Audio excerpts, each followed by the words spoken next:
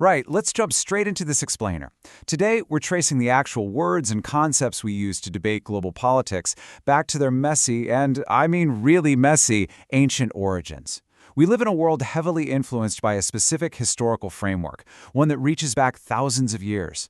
Think about it. Modern politicians constantly throw around these ancient terms on the campaign trail, often without knowing their actual origins. Well, we're going to unpack exactly where those ideas came from. It's pretty wild when you realize that the political concepts we argue over today were forged in a completely different universe.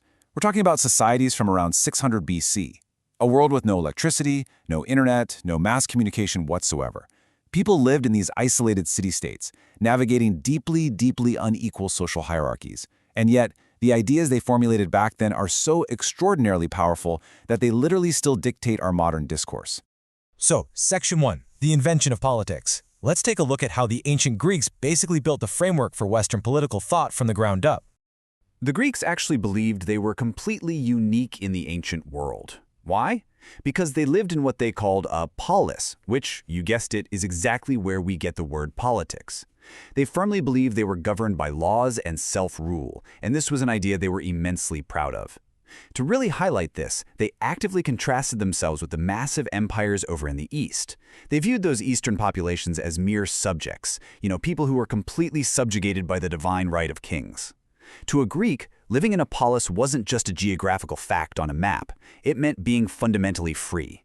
And this perfectly illustrates their wildly experimental system known as demokratia. The word itself combines demos, meaning the people, and kratos, meaning power or rule.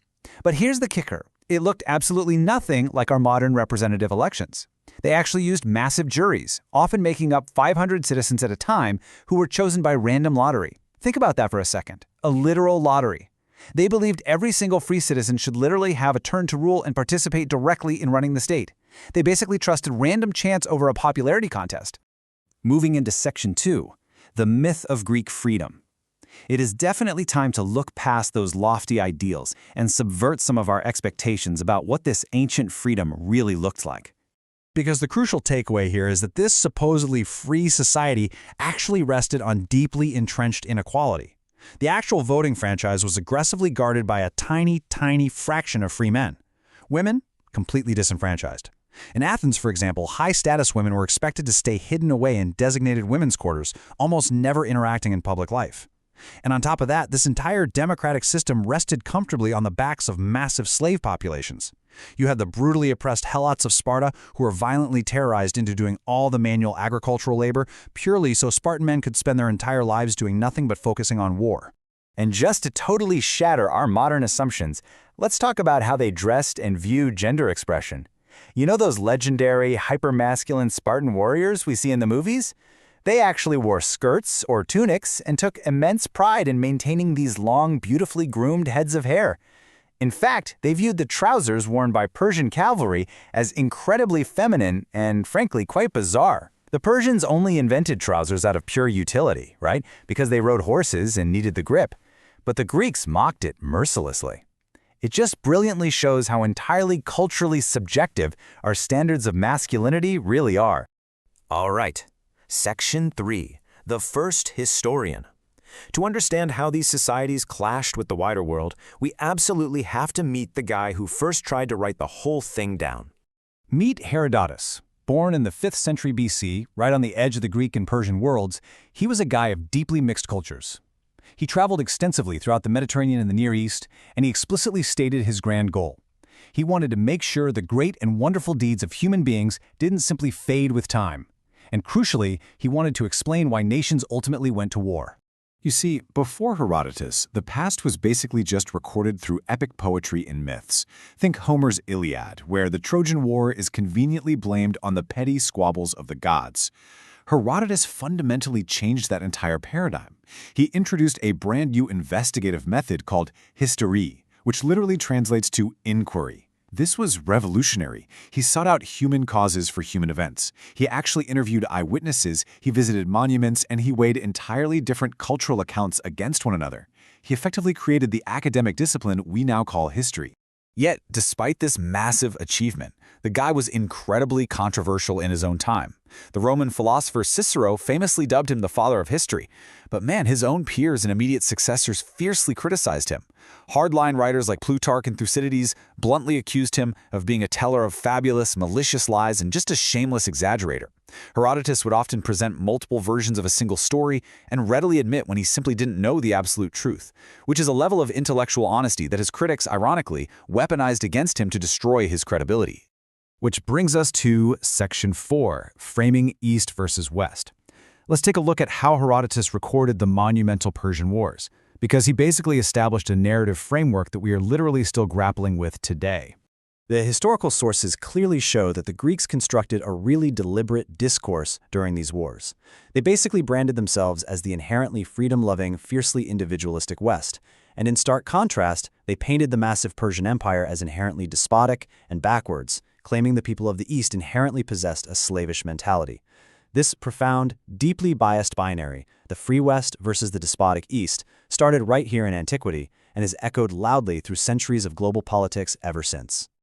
But the reality of the Persian Empire was actually vastly different from the Greek propaganda engine. The Persian Empire was incredibly tolerant and surprisingly well managed. When they conquered a new territory, they generally allowed the locals to keep their own religion, their leaders, and their specific cultural customs. They essentially just asked for standard taxes and military obedience. Interestingly, Herodotus himself often humanized the Persians in his writing. He used the word barbarian not to describe some savage monster, but simply to mean a foreigner whose language sounded like bar to the Greek ear. What's fascinating is that Herodotus impartially records the Persian perspective on how this whole geopolitical animosity kicked off, and according to the Persians, it was literally just a series of reciprocal kidnappings.